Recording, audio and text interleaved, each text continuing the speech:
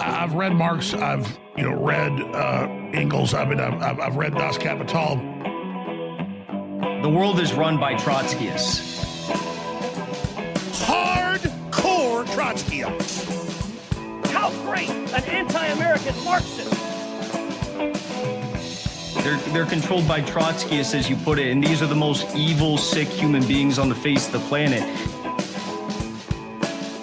Oh, yeah, the consistency of that's the market will somehow fix everything, which even a basic understanding of capitalism would probably bring up how this guy, I mean, there's no plan of like production. Like he thinks that if he just puts these tariffs on like magic, factories will appear out of nowhere and they'll be making it and there'll be good union paying jobs and there's like enough to raise a family on. Like That's if you believe what he's saying.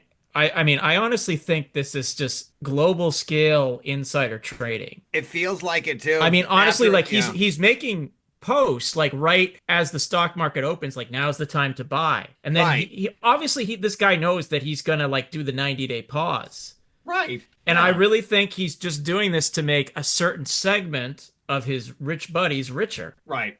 And like this, And is, he's like playing- Marjorie you know, Taylor he's Greene playing- is you know, doing it's, insider trading. Yeah. It's literally insider trading on like a global scale, and he's like screwing with us all. Yeah. And Right. part of it definitely is all, there's all kinds of motivations, like there's the economic rivalry with China, because most countries in the world now trade more with China than the United States. Correct. It's not to say the US is like an insignificant player, Right. but China's like within the last 25 years, China has like really made inroads on trading in Africa, Asia, Europe, and Latin America. Although the US still is like the largest trading partner with like Mexico, Canada, and a few other countries. Right. And I mean, yeah, the US is still the world's largest economy. I think it's like $30 trillion, something about that. China is enormous. Like it's Right. like 17 trillion. That's clearly not number one, but that's nothing to shake your head at. Right. And I mean, if you count for BRICS, then you're talking probably more. I mean, Yeah, it's or also equal like- to. And in addition, China's not led by morons. Mhm. Very Right. true. I mean, honestly, like what country would have a moron like RFK in like leading the health Oh and my fucking God. department? I mean, come on. I mean, the guy's like literally investigating how vaccines cause autism because he's that stupid. The brain Yeah, worms we're have still eaten him. we're still doing that. Yeah. What was it recently? Like the second measles case now has been found, has hit Killed a someone. tower in Killed a Texas. kid. Yeah. And now it's telling people to go get measles vaccines now, I think. Like, Yep. oh, that's ironic. Wow, huh? From you? Give Now me you- a second on that. Hold on. Like this is really In fact, I made the this dumbest yesterday. timeline. A part of me is hoping that like can That Canada was it. Yep. is it too late for Canada to get in on BRICS? France did try to get in on BRICS. That did happen last time around. I mean, there's literally like the weirdest global alignments in the last 2 months. Like you have China teaming up with Japan and South Korea, What the fuck? Yeah.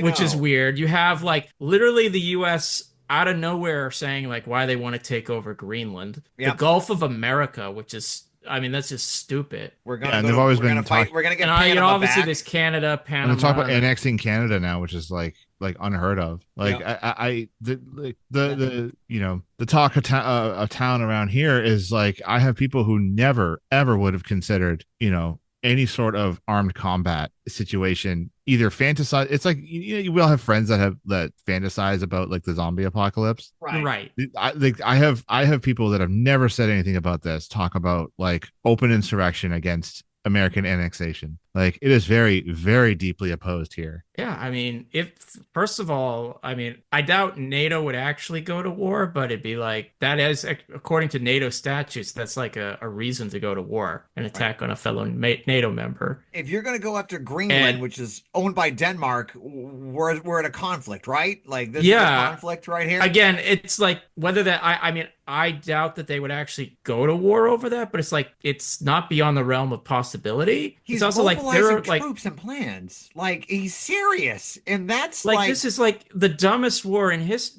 idea for war. It's like it's also like there's 40 million people in Canada, and I, from what I could tell, most of them, like except like maybe 95 or 99%, don't want to live under the U.S. So you're talking about potentially like if you're actually serious about that, and if the Canadians really, as Aaron says, don't want it, you actually have to commit like a large occupation force to that. Yeah. Yeah, and I think, and Cupcake Star in the chat says it would jeopardize the very existence of NATO. Yeah, it would. Yeah, Like pretty much would that's mean the end of yeah, NATO. right. Which is something they really want. Which is once again, accidentally, here we are on the same side. Oh, there's a horseshoe theory. Like, no, we want NATO. No, we want them gone because they're a tool of imperialism. That's what Yeah, they just we want to want go them because it gone. costs We're money. also trying to explain like kind of the stakes at this. Yeah. It's just so ridiculous. Right.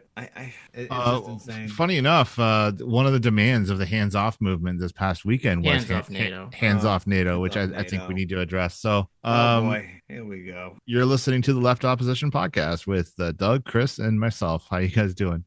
Just great today. Feeling great. Sorry, We haven't gone to war with any country so far as of now. It's at 7:48 p.m.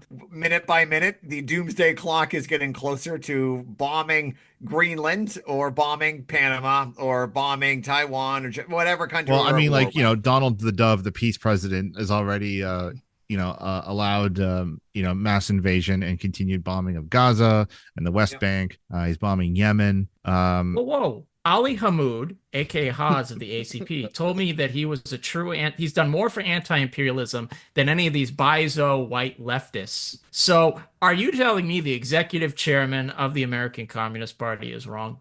Checkmate, Trotskyites. God damn it. Still salty about that. We should do it. We should do a deep dive on the ACP versus Trotsky Midwestern. If we have time at the end, how long was that debate for anyway? I literally only not watched even a 2 debate, minutes. I but think it's at least an hour. Hour and 43 minutes. Yeah, Oh my again, God. it's also like you probably have to like flip through it to find the we'll have to pull juicy some parts. quotes. We'll have to pull some quotes from it, some timestamps. Yeah. That might be a fun episode. On the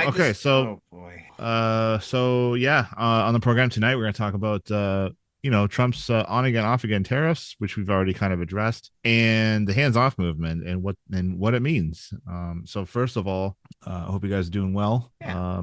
So this week, the tariff. The whole tariff thing is complete crazy. It's nuts. So after throwing the global economy into chaos with his imposition of blanket tariffs on dozens of other countries, including like a penguin, like a country that's only occupied McDonald by Island, we've not forgotten you. Okay, you've been having it too easy with all your free penguin food. He also put tariffs on like an island that was like a U.S. military base. It's completely nonsensical, and it just shows like it's just chaos, and they have no idea what they're doing. No. So he's now announced just yesterday he changed his mind again. He's announcing a 90-day pause that would reduce most tariffs to 10%. Except China. China is now getting higher tariffs. It's now at 125%, which has been retaliated with an 84% tariffs from China on U.S. goods. According to Treasury Secretary Scott Bensett, this was his strategy all along. Oh, of course it was. There's an actual plan. Sure, as he lied to reporters yesterday, even though Trump denied on Monday that he would back down on tariffs. By Trump's own account, he's making up economic policy as he goes along, telling reporters yesterday that he and his advisors decided to reverse the tariffs that morning without legal advice, saying we wrote it from our hearts. They're just making it up as this is like at one level it's almost like, I don't forgive the comparison, but it almost is like Hitler in the bunker like ordering non-existent divisions around. It's completely divorced from any semblance of reality. And if in addition, it's like if I was like, say I wasn't in Trump's inner circle, but I was still fairly rich and I was, on Wall Street, I would be terrified right now because my stocks would go would be crashing. I maybe couldn't afford like a new yacht or something like that, or another vacation to Cancun on top of my other 5. I would be pretty scared if I was some rich investor not in the Trump circles. But based on what I can figure out, it's basically large scale insider trading on a way I don't think we've really seen before. Because he'll announce like now's the time to buy, and later in the day he'll say, "Oh, I'm putting a 90-day freeze on this stuff." Yeah. So I really think yeah. it's to benefit a certain segment of capital. Yeah, he Because caused a they really massive want to dip. get rich off of it. He caused a massive dip, and then all of his buddies get in on it, and then he announces a freeze, which is going to cause the prices And to go back up. it's even among like his hardcore moronic supporters in like the highest echelons of government. Some of them are like even calling it out. Like when you have freaking Ted Cruz saying like this is irrational. I mean, what the hell? Wow. I don't want to say like when Ted Cruz is like the Smartest guy in the room. smartest guy in the room. Like, what the hell universe is that? You know, this guy's the Zodiac killer. I mean, come off of it. And, you know, even like you had even like Joe Rogan and that neo-Nazi Elon Musk like even questioned it a little bit. It's like, what the hell? Oh, I yeah, mean, like the billionaires were all freaking out earlier this week. Wall Street titans were berating Trump. They called it stupid, wrong, arrogantly extreme, and they warned they'll increase inflation, uncertainty. That's one thing billionaire investors hate is uncertainty. They raise their expectations of a recession. BlackRock CEO Larry Fink said, "We're in a recession right now," and he runs the world's largest asset manager. He's the world's largest landlord. Right. They don't have a clue of like this. Like, I mean, like you said, capitalism requires stability. And the idea was like, now the early idea as of 4 days ago, it was like, well, we're going to do this because it's going to force all these companies in America. They're not like, say they make pencils. That's, and now they do it in Mexico, but now we're going to put these tariffs on and somehow now remember, a capitalist is only going to invest if he's going to make a return on his money. So you're telling the capitalist he has to buy machinery, buy raw materials, buy a building, hire workers, put up all these logistics to support all these things, make new roads and everything, do all this stuff. And then 3 days later, after he buys it, sets up the machinery after that, and then Trump goes, "I changed my mind, never mind." No capitalist is going to invest in that system. No, it's insane. What do they think is going to happen? Like, in order to actually make this work, best case scenario, the jobs in the factories and the manufacturers come back, and then what? There's no infrastructure. There's no way for workers to get to work because the public transportation is fucking dog shit. There's no education. There's no education to train these workers. Like, there's no infrastructure to ship goods across the country. Look at the fucking railroads in like East Palestine and look what happened there. And there's multiple East Palestine, Ohio. I want to make sure that's clear. Yeah. Both are fucked up. And when that happened, what was his name? Buttigieg went on TV. He's like, "Well, we have like dozens of derailments every day. What's the big deal?" It's like, what? That's not a good thing, you fucking asshole. The trains do not function in America. There is no investment in infrastructure whatsoever to actually make these fantasy jobs. And then at the same time, all these investors are like, okay, well, yeah, so you're doing this to bring jobs back, right? It's like, well, most people don't want to work in shitty factory jobs, so they're just going to we're going to automate most of that anyway. Well, then what the fuck is the point? You're bringing. It's also like this. Everyone's going to have robot jobs. Let's say it was possible to go back to the way the U.S. economy was in like 1950. Right. This would actually take decades to do. You can't just build that and all the infrastructure. That's if it was actually possible to do that. It would take a long time. This is not like a 2-month thing. This is like the next 20 years. Again, if that was possible.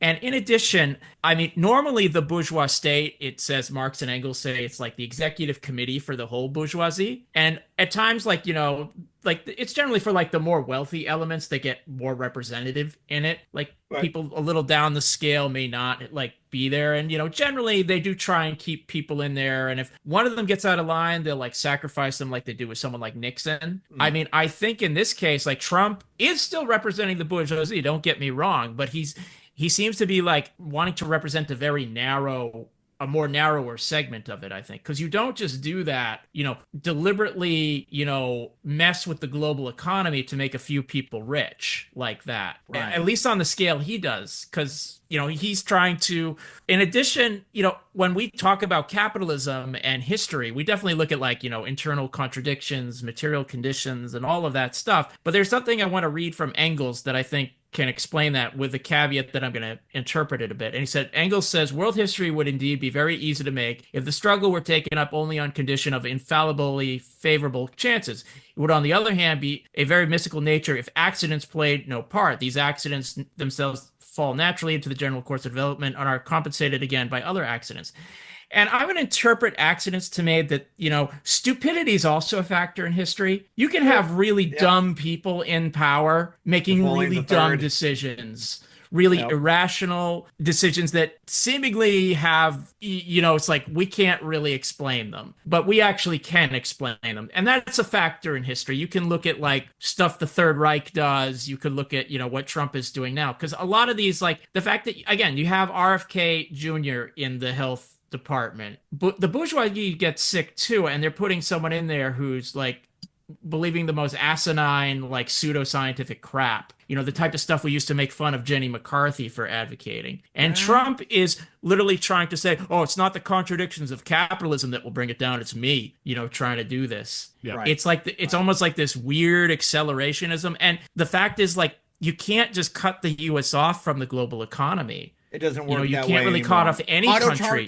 Autarky and everything. System of production. And in addition, like the fact that his followers are gobbling up the tariffs, which, like, once they really roll in, tariffs don't actually, it's not China that's going to suffer or any of those countries because they don't have to pay them. It's the people here who will have to pay them. Like if you're getting like an iPhone or something from China, the price is going to skyrocket.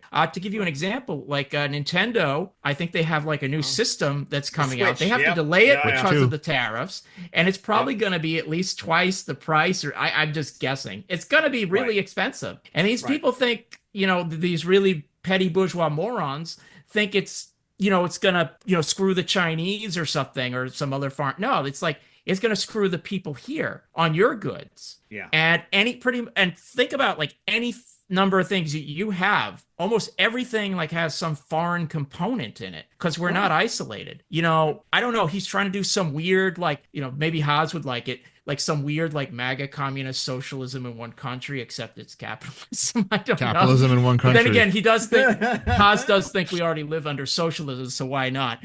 You just can't do that. And it's just completely nuts and irrational. But I think he's partly trying to benefit a certain segment of the bourgeoisie, and he is trying to reassert like U.S. dominance vis-a-vis China is a big thing. Right. And I think that's partly why there's more aggression closer to home, like in Canada or Greenland, to kind of deny these places to the Chinese and to rebuff U.S. influence here. But on the same time, he's clearly not as interested in like NATO and Europe. And I do think he wants to bring Russia on board to some kind of anti-China alliance. That's my guess. And that's assuming some of this is rational, because again, I think that a lot of this is really stupid. Right. Yeah. I think it's also the fact that they're going to try to go to war with Iran, which is also what Israel wants. But Iran and Russia have a very close alliance military. Like they have a good working relationship between the two. So it's like you're going to try and work a deal with Russia, but like they're buddy, they made an alliance with North Korea and Iran, which North Korea is off their radar for problems right now. But it just seems like it's just people that like, and he's trying to say that Greenland,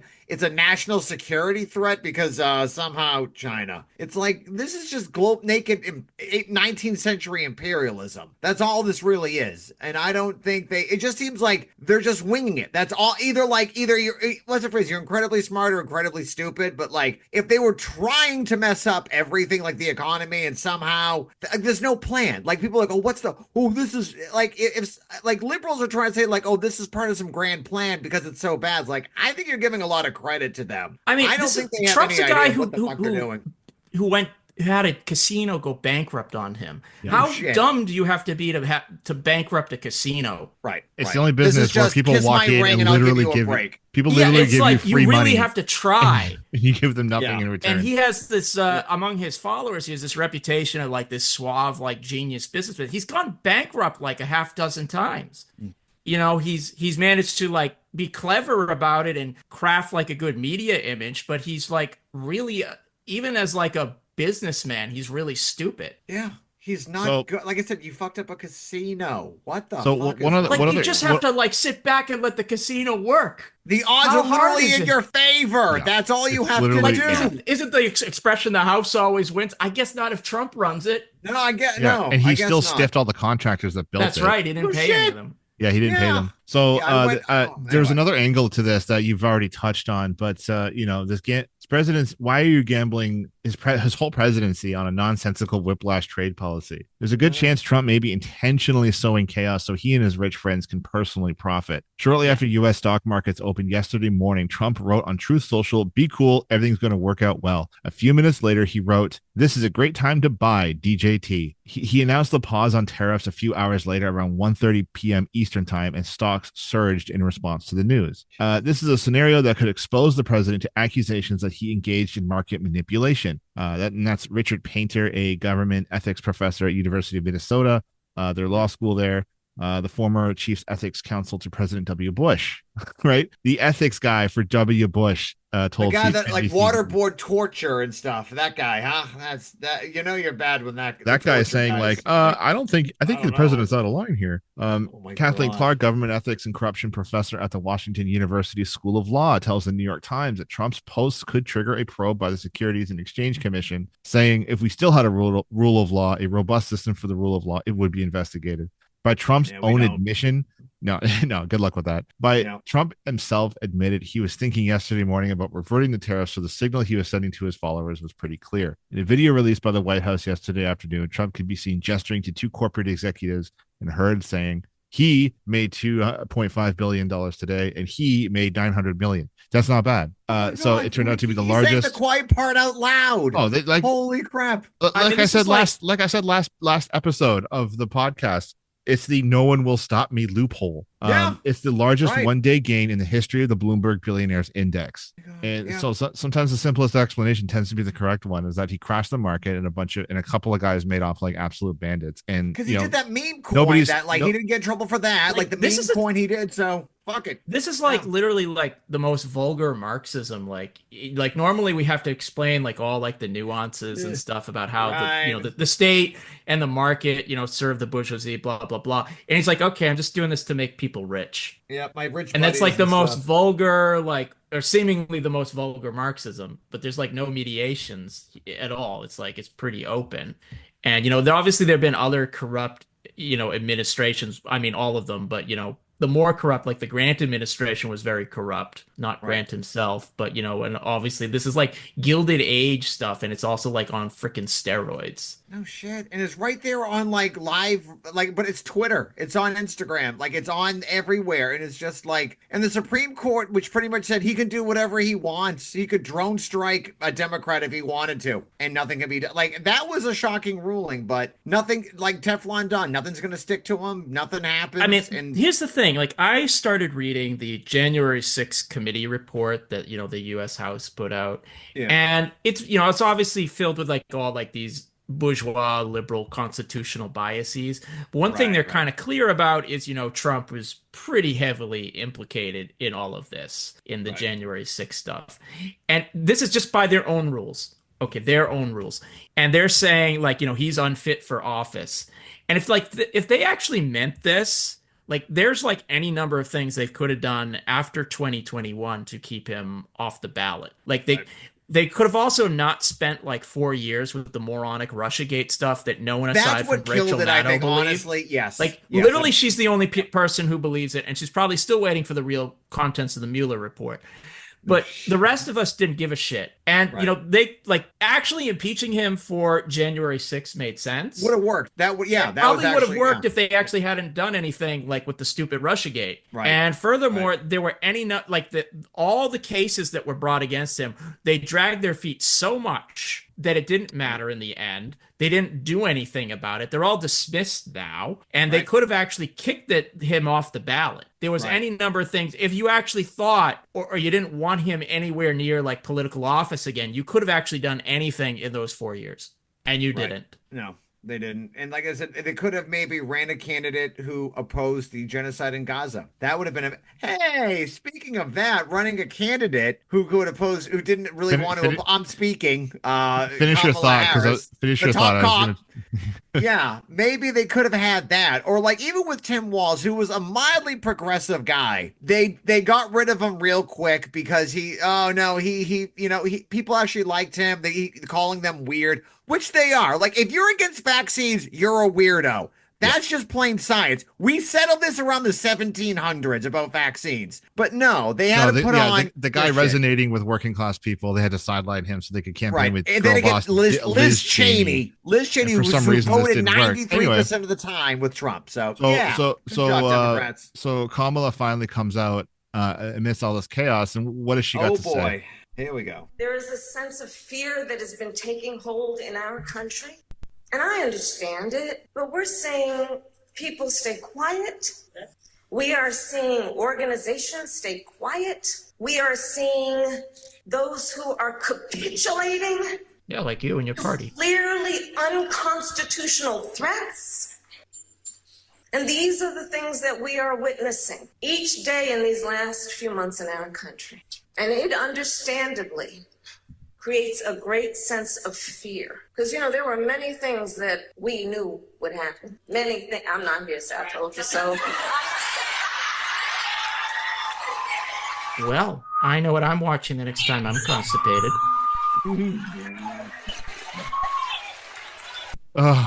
Anyway, if yeah. only you So yeah, that's human going to be a race. Kamala 2028, and that's going to be the phrase "I told you so," because that's what voters good. want to hear. Yeah, that's gonna so really that's- unite the people. So that's what the Democrats are going to do. That and are we done talking about Trump? We can move on. Is there anything else you have to say about the tariffs? Like it's crazy. Like what else is there to say really? Like we know they're dumb. Cryptocurrency is not. No, cryptocurrency is something I never understood how it operates. Like I understood what it was like. Oh, we're supposed to use it It's as a freaking scam. right. I Now it's just called remember crypto. about- It's not currency anymore. It's just crypto. No, it's They a got rid of joke. it. It's a scam. I Crypto, remember it's- for like 5 years ago, a friend of mine was like, he was like really pestering me to invest in it, and I'm like, all right, whatever. I'll get around. I'm not going to invest in that. And I think about him a lot right now. I wonder how he's making out. It's an absolute pyramid scheme, is what it is. Yeah, And it's going now. It went down sharply. Oh yeah. It's like if you invest in Bitcoin this, lost- I'm sorry. Bitcoin law is down 10 grand. Yeah, like I don't. Why would it go? Like I never understood how it works or operate. Like for example, if you have a stock and you have a company that makes widgets, and say like, oh, we made a lot of profit with our widgets, the stock goes up because people buy. That makes sense. Oh, widgets, we didn't sell that many. It goes down. People don't sell. I don't know how crypto operates at all, but it went down because of this. Well, it's no different than any other speculative trying to figure out asset. derivative math. No one cares. It's Right. it's just a speculative asset, and the reason it dropped is because people But are why probably would it fluctuate? panicking. People are panicking because of the tariffs. Because in order to mine crypto, you need video cards And a lot of energy. Yeah. And where do microchips and video cards come from? Mostly Nvidia, but also Taiwan. Yeah, right. Okay. Yeah, So, and that's okay. that, and That's the people have dumbest tons thing of in the money world tied up for in the rent. stock market. Jesus And almighty. so all of this fluctuation is going to cause any speculative asset to fluctuate as well. We may see, like here in Ontario, my coworkers are asking, like, are the tariffs going to affect archaeology? Believe it or not, and it actually might, because our work comes from doing environmental assessments for developers, and if there's tariffs on building material that they can't import, then development's going to drop, and there's going to be less of a demand for environmental impact assessments. So that might actually affect our job. Like everyone is affected by this shit, whether you're whether you're directly importing or not. And crypto is no different. It's a speculative asset like everything else, and it goes in. I fucking love when people are like, well, when society crashes, crypto is going to be the future. It's like you need internet to run crypto. Like gold, I get gold. Like at least you have a gold coin app. Like you can hold on to gold forever. Gold will last there. You don't need it. It's been traded forever. But at least you have a gold. But crypto is just like I said, internet, and it wildly fluctuates all the time. Like who the fuck wants to? No, good no, God. it's not a currency. Like Matt Damon They did. stopped calling it currency, which is Matt good. Damon They got paid- realized that's over. Matt Damon got paid like $45 million to shill crypto on for the Super Bowl. And do you think he got paid in crypto? No, he got paid in cash. No, kidding. It's incredible. God. So, okay. So Democrats obviously proven to be useless in the face of what we knew would be a chaotic second Trump term. It's not nearly as fun as the first Trump term because they were clearly unprepared and weren't planning on winning the first Trump term. And that was just a lot of fun. It's like Trump just sort of bumbling around and like, pushing world leaders around and throwing chocolate bars at Merkel and just, oh, fuck, man. That was paper towels at Puerto Ricans who lost everything. Those really were the days. Those there was really something special. Trump one was quite a thing. Yeah. I mean, all the Big Macs at that Super Bowl win was something else. Or the orb with all like praying to the orb with the Saudi Arabian guy. That was weird. So good. We're not getting anything like that anymore. It's clearly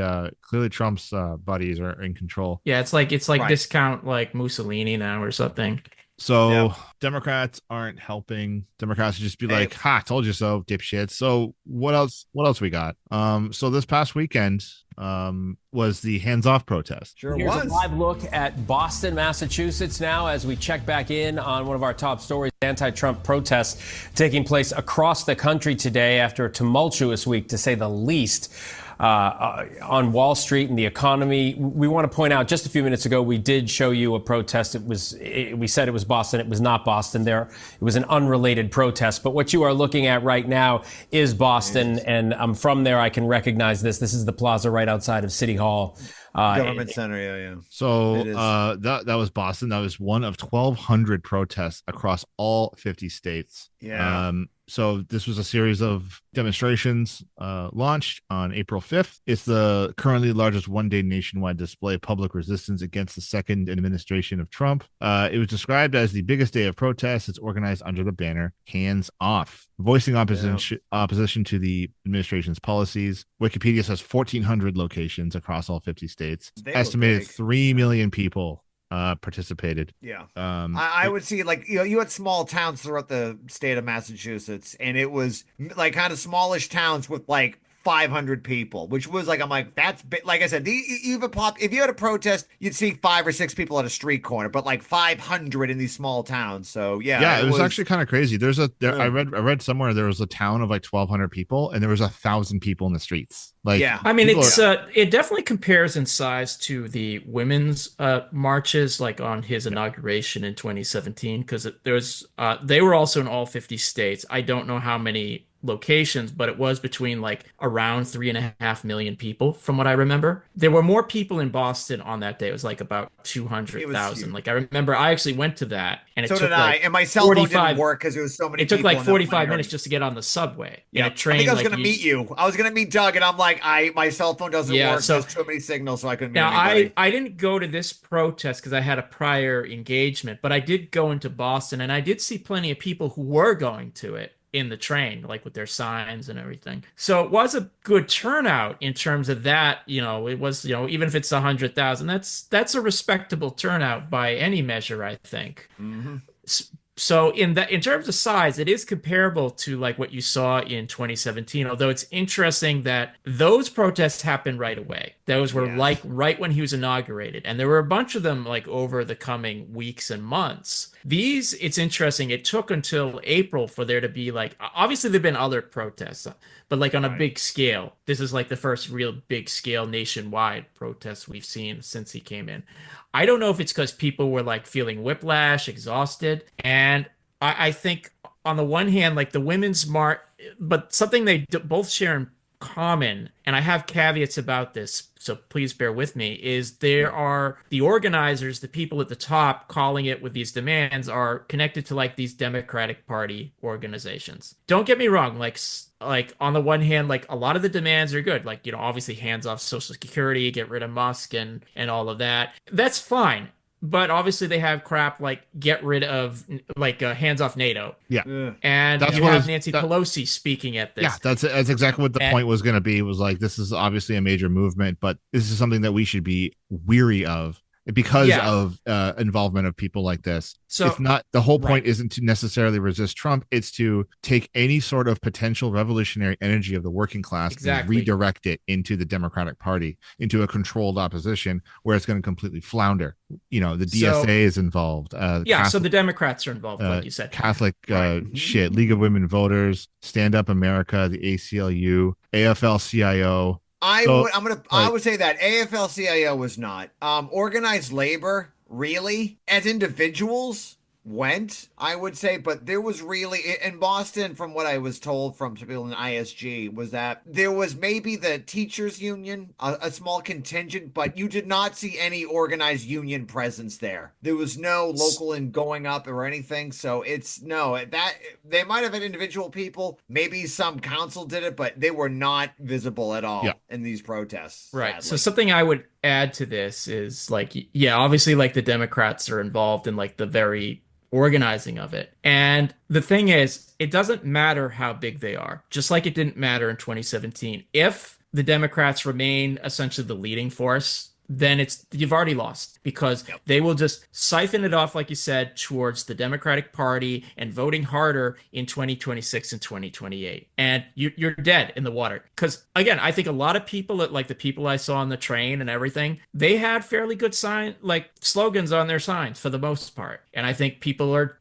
rightfully angry and want to fight back. But leadership and program matter, because it didn't matter that there were like these huge protests against Trump in 2017, because it all was siphoned back into the Democrats, which is a dead end. Now, I say that, and not to sound, that's a criticism, but it's not a criticism to say that communists shouldn't have some involvement. The involvement should not be like endorsing those, like signing on to the hands-off demands, because we actually don't give a crap about NATO and stuff like that. We don't support the Democrats in any way. We hope they crash and burn. But it's another thing, like if you're there to hand out literature, to patiently explain, to raise Palestine. I know people in the Boston area did that. That's great. Yep. And I'm not criticizing anyone who did that. But again, leadership and program matter. Yes, it gets oversighted, but Trotsky says like the crisis of, capitalism can be reduced to the crisis of leadership. There's a truth in that. And there's a truth now, because again, it should be our job to bring that to a better program and leadership, because the Democrats will never provide it for you. They are a bourgeois party serving bourgeois interests. They did not care about the genocide in Palestine. They facilitated and are complicit in it in every level. And frankly, they're complicit in the deportations. They're complicit in every appointee, in everything going on now, because fundamentally, the only disagreement I think they have with the Republicans is decorum, because Biden just sounded like more polite about it. And Kamala sounded more sassy, but you know what? She ran to his right on immigration. She ran to his right on so many issues to covet the great Dick Cheney vote. And this, to me, we have to be very clear on that, because, if we actually want to fight and defeat the right, which includes the Democratic Party, it actually means differentiating ourselves very sharply from them, putting forward an alternative program. And to quote Brecht, that's a very simple thing to say, but it's a very hard thing to do, because there's all this material pressure to, okay, well, let's, we can do that after the most important election in our lifetime, blah, blah, blah. And it becomes a repetitive cycle of the labor Sisyphus. You're stuck in it, and you got to just have a hard rejection of that. I'll just say this too, and just to piggyback on Doug's point, is that like there were some people who were like, why would a left group even go to this? This is a really, fuck NATO. I think this is bad. You're buying into it. But like, from what I've heard from a lot of left groups that went, if you brought up the Palestinian struggle, everyone there who went there was like, yeah, that's great. Like, I think we should be out there talking about Palestine and stopping the genocide. You want to be flyering people with a message of socialism that like, yeah, hey, look, fuck Trump. Trump's bad. Yeah. I mean, all the other demands are good. Yeah. We want to stop the deportations. We do care about the environment, but this is how we're going to take it to the next level, because what Doug says in that Trotsky quote, it's a crisis of leadership, because all of these people turning out, same thing with the Black Lives Matter protest. That was a huge moment. That was one of the biggest protest movements that was the biggest protest movement in American history. But where did it end up? In the Democratic Party, which is the graveyards of all social movements where they go to die. So no, you're right. Like, we need to be there. We need to be intervening in those things. We need to be educating right. And it's people. like, you can intervene in a way that's not being an opportunist sellout. Like, you don't have to like join it in the sense like endorsing like all the slogans that you want hands off. Because again, we can't, without compromising fundamentally our principles, we cannot go along with hands off NATO. Right. And you just can't do that. And you can intervene in a way that's not being opportunistic. Yeah, no, you can intervene being productive because clearly people are looking for answers, and the only ones providing the leadership are the Democratic Party right now. And so if you go with an alternative and be like, hey, like this is something that we can build, but that's better. And the only way we're ever going to do that is through patient explaining and education of the working class. Did you see Cory Booker and his 25-hour filibuster that he did? I still want to find out if he was wearing a diaper during that.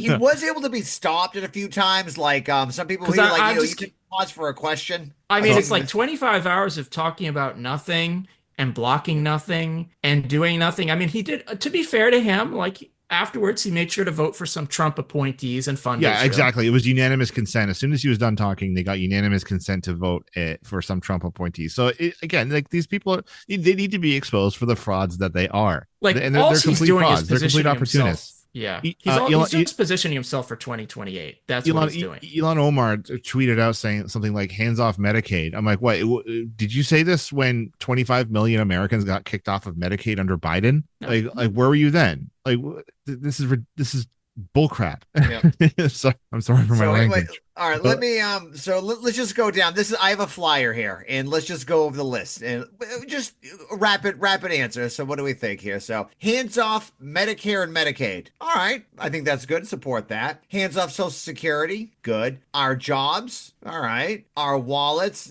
Okay. Our bodies. Fair. Yeah. We support choice. Fair elections. Cool. Fair elections, not okay. If you have enough money to pay for the election, sure, I guess. Personal data, public lands, veteran services, cancer research, skip NATO because we talked about that. Consumer protections, clean air, clean energy, schools, libraries, free speech, LGBTQ rights, immigrants, courts, and more. I mean, yeah, like a lot of that's very good. It's also surprising they put immigrants in there since they've still deported more than Trump. Bingo. But right? Again, a lot of this for the Democrats, it's always like they'll oppose a lot of this when the person doing it has an R next to their name. At least rhetorically, they will. When it comes to migrants, it sure as hell does. Here's another problem with this whole messaging thing too. It's like hands off Medicaid, hands off Medicare, hands off this and that. It's like don't touch anything is what they're saying at the end of the day. And it's like, okay, well, what is the alternative? All you're saying is don't touch anything. Right. They want to go back to normal. There was you want to go back to normal. You want to go back like fucking. I saw another brunch sign. In the crowd. I was just gonna say it's like that's exactly the problem. Things were not good before Trump got in. Prices have been going up for especially the last few years. I want to read something that a Marxist wrote on Facebook here. Lefties like to attack labor leaders for not going far enough, not fighting hard enough, and not mobilizing the working class to overthrow capitalism. I don't have any disputes with these points. They're worthy criticisms. My point here is about tact. So we go after these leaders all the time being like, you are fucking worthless and you're gonna sell us out. The first thing I need to point out is that these people are leaders precisely because people believe in them. They've been elected by union members because those workers believe they were the best people to carry their struggle forward. When you attack them, you provoke a defensive reaction from the same people. You look like an outsider attacking the union, even if you're a member. So this is just insider union politics that he's talking about. I think that the same point can be generally applied. If you want to win people over to your point of view, the best thing to do is with positive demands. In any given struggle, you can win over the best layers by pointing out the way forward at each step. Take an approach that puts the whole movement first. Consider what the movement needs to move forward and agitate around those points. Focus on building collective power, not tearing individuals down. So here's the difference.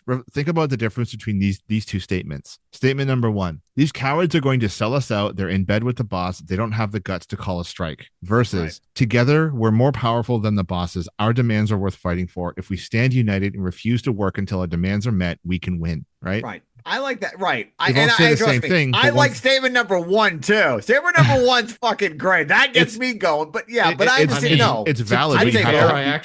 I'm actually fine calling out the labor. I kind of I'll be honest. One and two. I think one and two. Yeah. I've read enough about U.S. labor's complicity with imperialism that the people at the high ups are like, god awful people. Yeah, but there's a lot. the point is taken. It's Especially like my it's union. not enough to be against something. You actually have to be for something. And that's my That problem I with agree with. that's my problem with Yeah. hands off in general. Yeah. So workers It's aren't like- stupid. 'cause it's They like can draw their Single own payer conclusions. healthcare. Talk about Yeah, single exactly. payer. Do Single that. payer healthcare. And you know what? It's not just hands off our bodies. We are actually pro-abortion. Yeah. Abortion Right. free, everyone on demand whenever you want. Abortions it. for all. Yeah, I'm Right. serious. I'm not like, it's like also like cut off all funding for the police. I don't want to defund it. I want to just smash it. Yeah. That's it. In that sense. It's also and like, I want to cut NATO, Fuck yeah, we NATO. do want to cut Yeah. NATO. We want Yeah. NATO to be dismantled. It's gone. Did you notice in that demand nothing about Palestine? Nothing Exactly. No, about nothing. And it's like, Palestine. it's also like hands off the immigrants, but it's also like full recognition and rights for all of them. Right. Yeah, amnesty for all. That's Yeah, that. it's like literally just that. Amnesty That's for all. it. Just that. Do it, Ronald Reagan. Say that. I was doing that to Republicans. Copy I'm Ronald not going Reagan. to raise that as a slogan, but I get your point. It but yeah. pisses him off so much. Oh, that was different. He had an idea. I'm like, well, I like Ronald Reagan's position on amnesty for all. Good. It's also worth noting, like, he's like, what? He makes like the current Democratic Party on immigration look like looks like a communist compared to them on that. It's like they're so far right. Yep, right. Transitional demands. That's right. NPG ACE.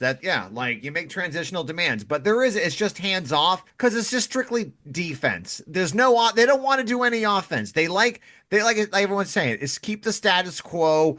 Don't really rock the boat. It will try again in 2 to 4 years. Like you start your offense on day one. After Trump gets elected, you start your offense. That's when you start. You don't go, oh, well, maybe he'll just leave us alone if we stop. Like, no, they're not. I mean, I can't inspire. Yeah, it's also like as small and as crappy a lot of unions are, they're still like one of the, if not the largest, like organized force for workers in the country. There's a lot they can potentially do. And I don't know like what's being planned in terms of like Trump has like said he wants to take away collective bargaining from federal employees. He did that. He did that by executive order. Now, fortunately, Right, I'm safe where I am because I'm quasi public. Right. And I don't know, like, again, I can't speak to the specifics. I don't know what, if any, the response of the labor officialdom is to that. That's an attack on them. Not much as well. by the leadership. Like, And it's official now, today. Yeah, it's like, I don't know, like, what they're doing about it, if anything. Right. Instead, you have people like, who are just like lining up with Trump's tariffs and like the labor leadership. It's like, you people are Fain morons. Sean Fain's trying to do that with the UAW. Like it seems like he's trying to tariffs either way, it's like a plague on both your houses kind of thing. Like tariffs are not going to win. Like he thinks, if we cozy up with Trump, maybe we can get something out of it. Like, maybe we'll say the tariffs are good, but tariffs not, worker control, that's how we're going to defeat all this shit. But I know Sean Fain ain't going to go that far, but I don't think Sean Fain really knows what to say or do. I just think he's just trying to get some popular things, but yeah. I mean, I'm just looking on Wikipedia on like the protests against Donald Trump, and this is all from his first term. And there's certainly a lot of them in the US, but it's like, it's just a damn shame that all that energy, all those people in the streets got siphoned back into the Democratic Party. And, I'm not Bob Avakian, I'm not going to blame the masses, but I am going to say, like, it's a shame also that, like, a lot of leftist organizations, went along with that. Yeah. And nominal leftist organizations like DSA, which are, by design, part of the Democrats. And it's, it's like, again, you're going to lose if you do that every single time. Like, there are ways, like, yeah, it's like the chances are probably very minuscule that we're going to get a lot of supporters with our tactics. But I will tell you, the minuscule chance is better than nothing, because then that's what you get if you follow the Democratic Party. Right. We're never going to take them along. Speaking of Sean Fain, here he is on David Sirota Ross on the lever. was right. He's wearing a T-shirt that says Ross Perot was right. I don't know what that's about. You don't know. That's probably about NAFTA. NAFTA, which was a bad deal. He was right about that, but other than it should say about NAFTA because that makes him sound. Yeah, like that might be better. But like Ross Perot had some weird ideas, man. But yeah, 1992 third party candidate. So initially, remember, Sean Fain was in favor of the tariffs. That he was one of the major union leaders that supported Trump's tariffs. He thought this was going to be great for jobs. And so that's, I think, so what's he got to say for himself? A big problem in this whole fight all along has been the Democratic Party has come to take labor for granted when it comes to elections. And it was always this mantra, well, what are you going to do? Vote Republican? You know, they don't support unions or whatever. That dog don't hunt. You know, at the end of the day, you know, and I go back to those, you know, these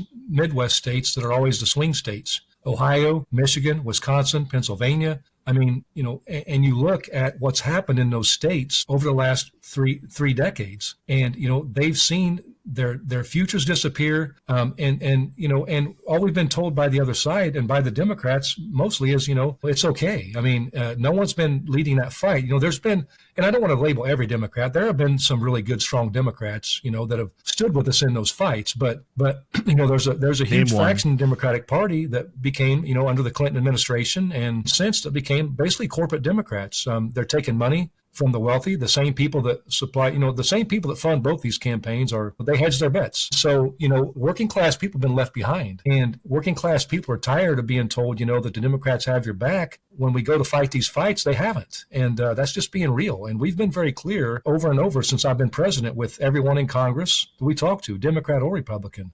This is our expectation. Our mission's not going to change no matter who's in the White House or who's in Congress, but we expect you to go to bat on these issues. And if you don't, we're not going to be there for you, no matter what party you are. If you support these issues, you stand up for workers, and you stand up for a better life for working class people, we'll be there, no matter what party you are. And so, you know, and labor has to lead that movement. You know, and there are some unions that are following that same mantra, but there's a lot that still aren't. And so I believe the Democrats came to take us for granted, and those days are over in UAW. You think you now want the Republicans to take you for granted?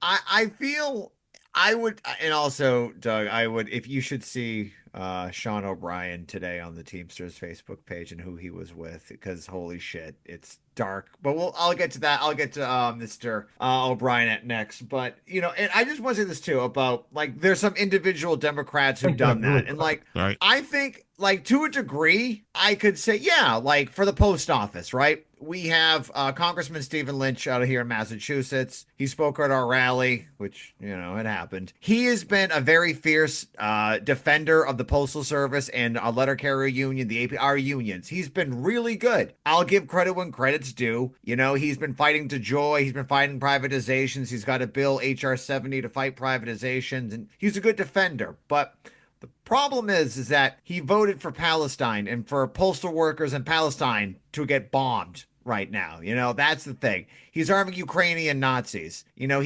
that's the problem with some of these individual Democrats, is that, like, they might be good on an issue or two of labor, but but they also vote for war. And I think with Sean's problem too is that if he was serious about, like, I think he recognizes the problem. He ain't stupid. He knows.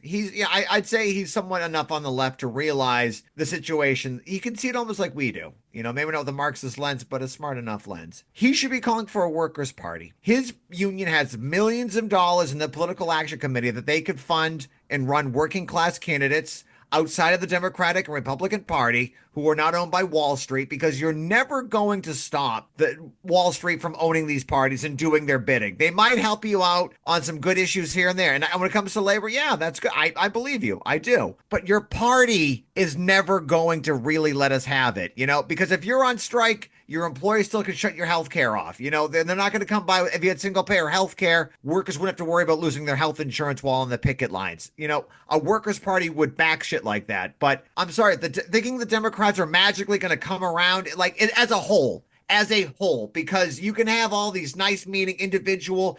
There's a representative out here in Delaware that's really good, or maybe there's some weird independent guy. Bernie Sanders is pretty good, but, like, he's still tied to an imperialist party that's going to pick capitalism over the workers. So no, it's not. This isn't going to work at all, Sean Fain. So please, leave the Democrat. Tell everyone to leave the Democrat and start your own party. Join with other unions out there for an independent workers' party. That's what's really good. Then you're going to see change. That's the only way you're going to do it, by leaving them. Stop showing up to the State of the Union address and have Joe Biden give Joe Biden the thumbs up, please. God damn. Yeah. So no, great example of a positive demand, Chris. That's exactly what we're talking about. There we go. Good. I still like that first demand. There's cowards in the leadership, and they will call us strike. I think that's me. Oh, I think that first demand's the best one. But whatever. That's just me. All right.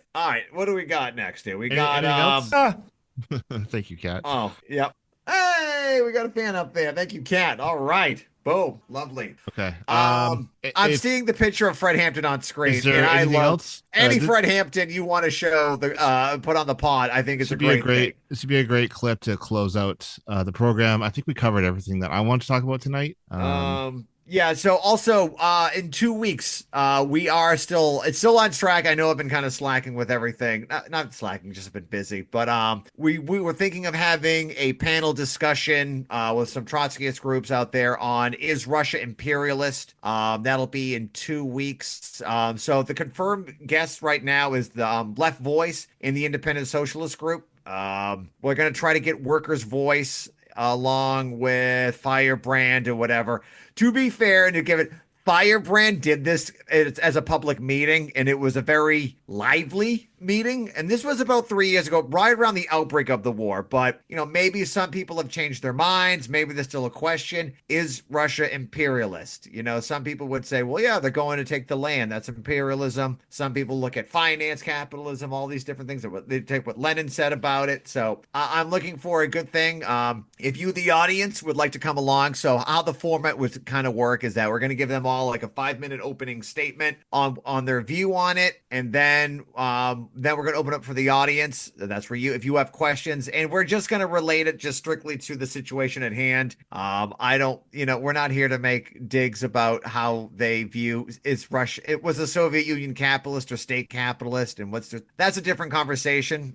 There's enough on there, so please just keep it to the Russia-Ukraine war, if you could. But so definitely looking forward to it. And if you're a fan and you wanna, say the Revolutionary Communists of America or the Socialist Workers Party of the U.S., if they're interested, you can show up and have a chat with us on that day. So in 2 weeks, which would be, what's 2 weeks from now? The 24th. So April 24th.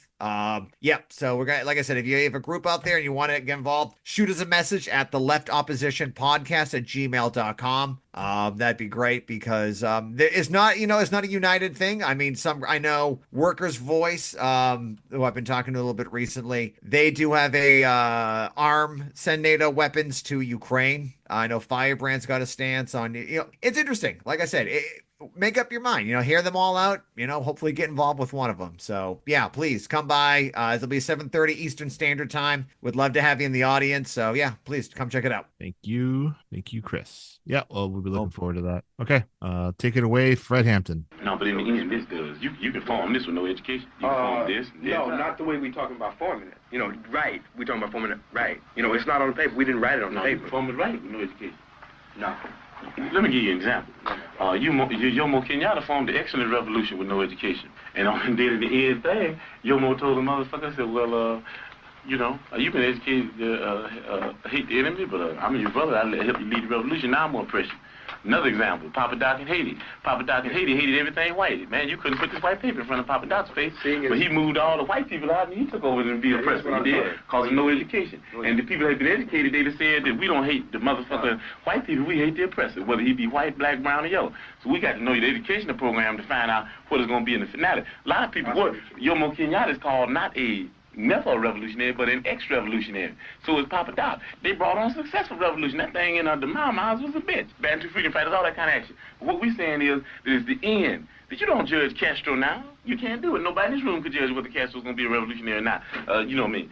We're talking about things, you know what I mean, with China, the People's Republic, and even at the stage they're in now, talking about even going on further into a communistic state. That's what we're talking about. Those are revolutionary. So we got to understand here the educational program that you have to be able to figure out whether it will go on the right lines, where the people will end up in a situation where they can be able to really control themselves. You understand what I'm saying? With no education, the people that take this local foundation and start stealing money because they won't be really educated to why it's the people's thing anyway.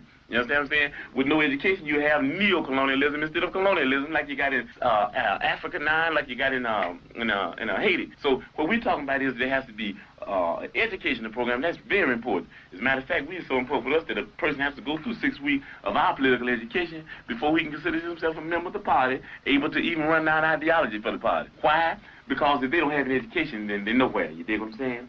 They're nowhere because they don't even know why they're doing what they're doing. You might get people caught up in an emotionalist movement. You understand me? You might get them caught up in because they're poor and they want something. And then if they're not educated, they want more. And before you know it, they'll be capitalists. And before you know it, we have Negro imperialists. I always feel sad and happy at the same time when I hear him speak. Like, Jesus. Yeah. He was 20 years old, probably 2021 when he did this. Maybe he might have been even 19 when he gave that speech right there. Like, they had to murder him because that's how much of a threat he was to the existing system. Yeah. Fred Hampton, for a simple idea, only the right education can lead to revolution. Yeah. Is what he's saying. And Papa Doc, Baby Doc is a great example in Haiti. If you like Behind the Bastards, there's a really good series about but he was kind of a progressive at one point, but but America imperialism needed somewhat like a comprador kind of class to look, there's an insurgent communist movements coming around, start killing people, that's the whole shit. And the Papa Doc, Baby Doc just literally did anything the United States wanted. They cut through all their natural resources, massive corruption, and they would support him to the tilt of anything he wanted for it. In Haiti, the Haitian Revolution is one of my favorite revolutions out there. Revolutions podcast, definitely check that out. Good stuff, but tragic. Haiti never really imperialism since 1804 just never left them alone. So yeah, good God. Great. So Fred Hampton, do a real one, man. Damn. Okay. Thanks for tuning in, folks, and we'll see you again soon.